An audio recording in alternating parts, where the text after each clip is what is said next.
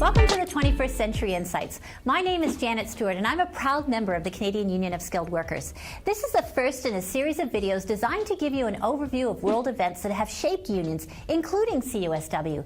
But it also looks ahead at how we as CUSW members can ensure a bright future for ourselves and our families. I'm sure you're already familiar with what our union stands for. You support our Constitution.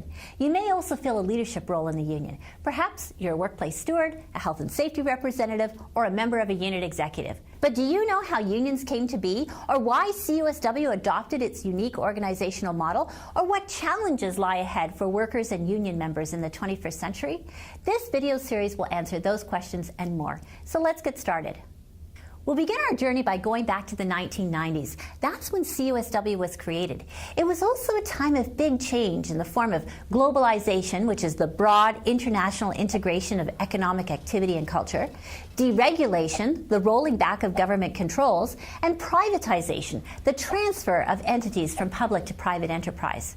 These dramatic events exerted an influence on the Canadian economy. One effect was the flight of capital as money moved with more ease. Canada felt economic pain.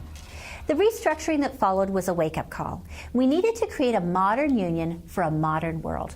We had to be flexible to respond to new threats and new opportunities. We had to be creative, and we knew we had to innovate. In 1999, when CUSW was founded, a big step involved writing our Constitution. We wanted to create a union that would respond to the needs of its members and their families. And so we created a model that differed from the traditional union approach, where typically decisions are made at the top and flow down to the membership.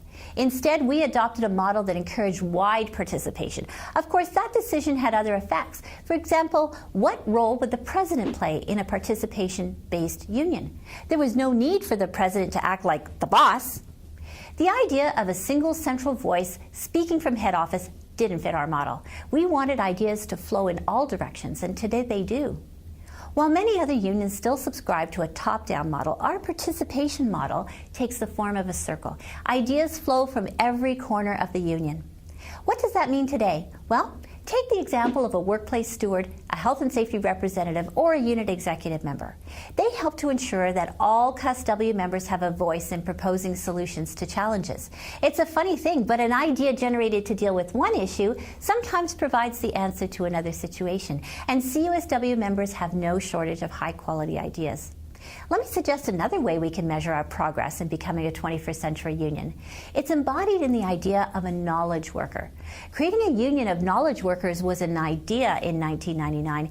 Today, it's a reality in CUSW. A knowledge worker is someone who can see and understand the changes taking place in the world around us. To remain sharp and spot new ideas, knowledge workers have to stay on top of events, both inside and outside of the union. That's why CUSW provides members with a variety of communication channels, such as this video series. We've come a long way since 1999. As members of CUSW, we made a major shift in the way we think and operate. We changed the way we communicate with each other, and in doing so, we expanded opportunities to share and profit from everyone's ideas. Back in the 1990s, you could get by with an attitude of, "I'll believe it when I see it," or "show me," for short. That attitude is old-fashioned today. The 21st century calls for a different mentality. If you're going to welcome fresh new ideas and embrace innovation, we need to rearrange a few words. Instead of, "I'll believe it when I see it," how about, "I'll see it when I believe it," or just imagine, for short. Your participation in CUSW is important, so let's imagine together. Thanks for watching this episode of the 21st Century Insights. Are you curious about what the information age we live in today has in common with the Enlightenment of the 17th century? Well, more than you might think. I hope you'll watch the second video in the 21st Century Insights series to learn more. Bye for now.